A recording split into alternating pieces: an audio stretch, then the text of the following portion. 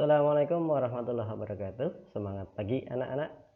Kita lanjutkan materi pelajaran aspek rekayasa tentang komponen instalasi listrik. Materi yang pertemuan kemarin kalian sudah mengerjakan atau mencatat tentang materi ini harusnya. Sekarang dibuka lagi catatannya tentang slide yang akan saya tampilkan ini yang sudah kalian catat kemarin. Sekarang akan Pak Guru terangkan satu persatu. Apa saja komponen instalasi listrik tersebut? Nah, mungkin di rumah kalian ada yang seperti ini, namanya apa? Nanti kita bahas satu. Ini namanya apa? Ini namanya cop-copan, bahasa Jawa, tapi bukan. Nanti kita bimbing dengan masalah teknisnya, ini apa dan seterusnya. Jadi secara global yang ada di rumah kita itu ada 6 komponen ini pasti ada. Nah, apa saja itu? Yang pertama adalah bergenser atau yang disebut kalau bahasa lokal disebut dengan meteran. Kenapa disebut meteran? Nah, ada yang juga menyebut dengan kWh. Kenapa disebut kWh? Nah, nama tekniknya adalah bergenser. Apa itu bergenser? Terdiri dari kWh meter. Apa itu kWh meter? kWh meter ini nanti mengukur tentang penggunaan daya listrik per jamnya, sehingga nanti pajaknya itu dari sini berapa kWh. Kemudian ada spin control, ini yang berputar. Setiap kali semakin banyak penggunaan listrik, maka ini putarannya akan semakin cepat. Kalau penggunaan daya listriknya kecil, maka putarannya ini akan menjadi lambat. Kemudian ini ada MCB. MCB ini berguna untuk mengamankan instalasi listrik yang ada di rumah kalian. Kita bahas satu persatu. kWh meter. kWh meter ini berfungsi untuk mengukur besaran daya yang digunakan oleh rumah tangga tersebut dalam satuan kilowatt hour atau kilowatt jam. Jadi berapa yang digunakan dalam satu bulan atau satu hari ini akan berputar atau ini akan menunjukkan daya yang dipakai dalam jamnya. Setiap jamnya ini akan berputar spinnya, sehingga di sini juga akan berputar menunjukkan angka. Ada yang model analog semacam ini, mungkin di rumah kalian sudah tidak seperti ini, tapi sudah model digital. Perbedaannya di mana? Perbedaannya hanya tampilan saja. Kalau ini analog berdasarkan putaran dari spin, kalau ini digital dalam bentuk angka berdasarkan pulse yang ada di sini. Nanti juga kita akan bahas. Nah, di rumah kalian ada yang analog atau semuanya sudah digital? Kalian cek masing-masing. Yang berikutnya adalah spin control. Spin control merupakan alat kontrol penggunaan daya dalam rumah tinggal dan akan selalu berputar selama ada daya listrik yang digunakan. Mana itu? Ini piringan ini. Kalian nanti boleh mengamati. Mungkin kalau di rumah kalian sudah menggunakan model digital, mungkin di rumah simbahnya atau tetangganya yang model analog, nanti di sini akan berputar. Ini akan berputar. Atau yang model digital, di sini ada namanya pulse, ada tulisan pulse. Nah, di sini dia akan lampunya akan berkedip terus selama daya di dalam rumah tangga itu digunakan. Jadi sama kalau di sini menggunakan putaran, kalau di sini menggunakan sinyal pulse. Berikutnya adalah MCB atau miniatur circuit breaker. Fungsinya apa? Fungsinya memutuskan aliran daya listrik secara otomatis jika daya yang dihantarkan melebihi dari batasnya. Di mana daya itu? Fungsi yang kedua adalah pembatas daya. Di mana daya itu? Kalian bisa melihat di tagihan listrik di rumah kalian. Dayanya berapa? Oh, 450 VA atau volt ampere. Berarti daya maksimal hanya 450, sehingga MCB-nya yang digunakan biasanya hanya 2 ampere dan seterusnya. Nah, ukuran yang tersedia itu adalah 2 ampere. 2 ampere ini untuk daya 450 VA. Kemudian 4 ampere ini untuk yang 900 VA, 6 ampere itu yang untuk dan seterusnya, tinggal dikalikan saja berapa ampere kali 220 volt. Nah, ini bagaimana cara ngeceknya? Kalian lihat di MCB kalian yang ada di bawah meter tadi, yang ada di bawah spin control tadi, yang ada di bagian bergenser tadi. Di sini ada C2. Kalau di sini C2 berarti dayanya atau ukurannya adalah 2 ampere. Di sini C4, oh berarti dayanya 4 ampere. Di sini C16, oh berarti ukuran dayanya adalah 16 ampere, tinggal mengalihkan 220 volt. Maka itulah ketemu dengan daya yang ada di rumah kalian. Yang berikutnya adalah pengaman. Pengaman berfungsi untuk memutuskan rangkaian listrik apabila terjadi gangguan pada instalasi rumah tinggal tersebut, seperti gangguan hubung singkat atau short circuit atau yang biasa dikenal dengan istilah konsleting. Pengaman itu ada beberapa jenis. Yang pertama adalah sekring lebur. Yang mana Pak? Nanti kita tunjukkan gambarnya.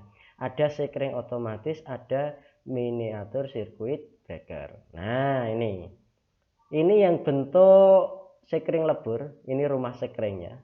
Nah, kalian lihat di rumah kalian ada yang bentuk semacam ini, sekring lebur atau sekring otomatis. Kalau sekring lebur ini hanya sekali pakai. Di dalamnya nanti besok kalau kita tatap muka, di dalamnya nanti kalau kita buka ada kawat tipis.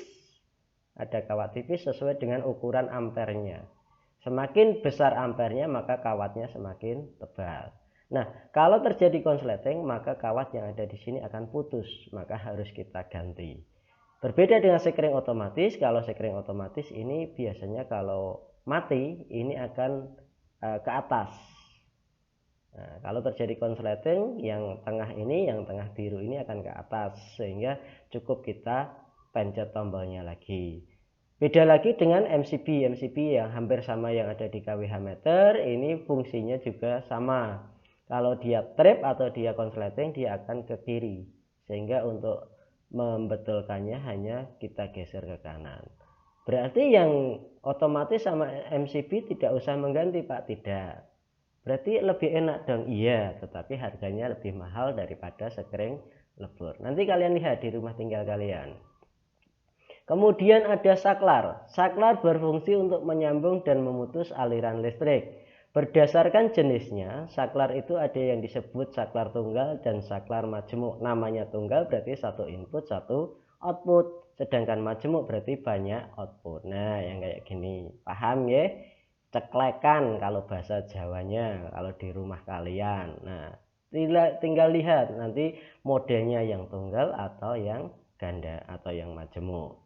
Berdasarkan cara pemasangannya, saklar itu ada yang disebut dengan inpo atau saklar tanam di dalam tembok, jenisnya semacam ini. Ada outbo yang biasanya ditempel di dinding atau di tembok. Nah, ini sama-sama dibawa di dalam tembok, kalau ini tinggal dibawa di papan. Kemudian berdasarkan cara pengoperasiannya, saklar ada yang disebut dengan push on atau saklar pencet atau tombol. Kemudian ada saklar on off, tinggal menekan ke on atau ke off, bisa digeser. Ada juga saklar yang geser on off-nya. Nah, yang ini push on. Contoh dari push on itu adalah klakson, tombol starter motor, atau bel listrik, bel rumah tangga itu. Kemudian on off, ini on off modelnya kayak gini. Kalian lihat sendiri di mana on off. Oh, ini saklar lampu utama di motor Pak. Iya, boleh. Saklar geser yang semacam ini. Ini juga saklar tetapi cara pengoperasiannya dengan diputar, hampir sama dengan saklar geser. Nah, ini yang push on, ini yang on off, kemudian ini yang model geser. Kalian lihat lagi nanti contoh-contoh yang ada di sekitar kalian. Nah, yang berikutnya adalah stop kontak. Fungsinya adalah untuk sebagai muara hubungan antara alat listrik dengan aliran listrik. Nah, berdasarkan jenisnya juga sama, ada stop kontak tunggal, ada stop kontak majemuk. Ini yang disebut dengan stop kontak. Ini yang tunggal, ini yang majemuk. Pasti sudah tahu barangnya. Cara pemasangannya pun juga ada dua jenis, ada yang di dalam tembok atau disebut inbox, ada yang ditempel atau disebut outbox. Kemudian steker, fungsinya untuk menghubungkan alat listrik dengan aliran listrik. Jenisnya ada steker kecil, ada steker besar dengan ardo. Nah, steker kecil itu untuk daya listrik rendah, steker besar untuk daya listrik tinggi. Nah, ini yang disebut dengan steker, atau kalau di bahasa kalian disebut dengan cop-copan. Nah, kenapa? Mana yang disebut kecil? Ini yang disebut kecil, daya kecil. Misalnya TV, kulkas itu termasuk daya kecil, sehingga tidak memiliki atau tidak perlu menggunakan ardo. Untuk yang daya besar itu biasanya menggunakan ardo. Contohnya adalah komputer, atau yang jenis-jenis menggunakan steker semacam ini. Lanjut dengan kabel. Kabel berfungsi untuk menghantarkan energi listrik ke sumber-sumber beban listrik atau alat listrik. Jenisnya ada banyak sekali. Ada kabel NGA, kabel pejal berinti tunggal. Nah, kabel pejal berinti tunggal ini disebut dengan NGA. Jadi kabelnya nanti satu, intinya juga satu. Ada kabel NGM, kabel pejal berinti majemuk atau 2, 3 dan seterusnya. NGM HYO, kabel serabut berinti majemuk. Nah, ini jenisnya. Ini yang NGA. Jadi belinya cuma semacam ini, batangan ini. Kabelnya satu. Intinya juga satu, isolasinya juga satu. Sedangkan NGM, ini yang NGM. NGM ini biasanya isinya minimal 2, ada yang 3, ada yang 4. Isolatornya terdiri dari beberapa lapis. Kalau yang ini saja kan tadi disebut NGA, NGA digabungkan. Nah, isolatornya terdiri 1, 2, 3, ada 3 lapis. Sedangkan NGM HYO itu kabel serabut semacam ini. Intinya serabut, hampir sama dengan NGM. Kalau NGM intinya tunggal, kalau NGM HYO intinya berinti serabut.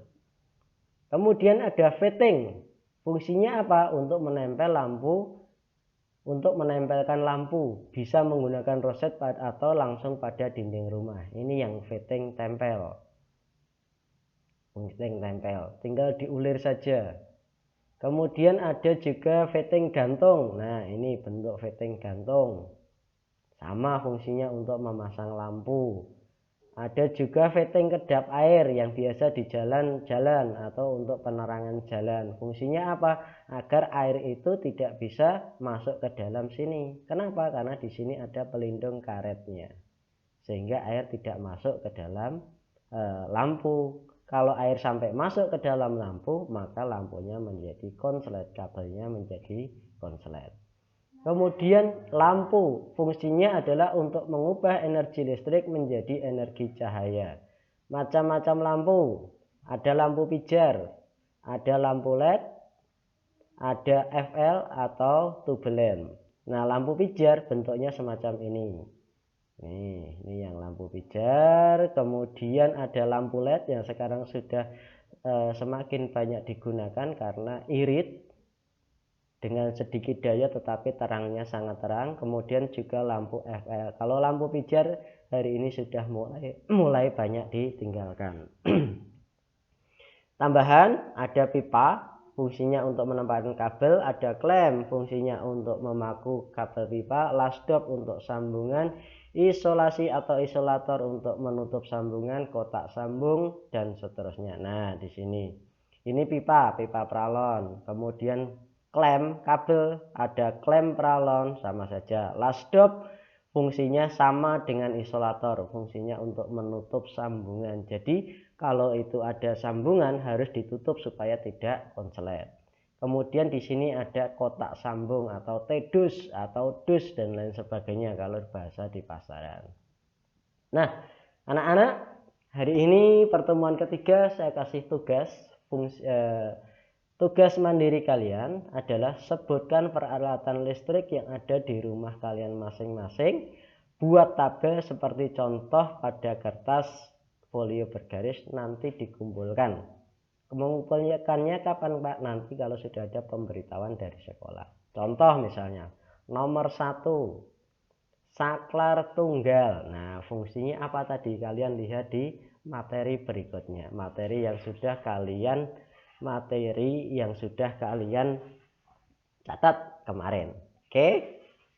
Sudah dicatat atau nanti kalian bisa lihat di PDF yang sudah Pak Guru share pertemuan kemarin.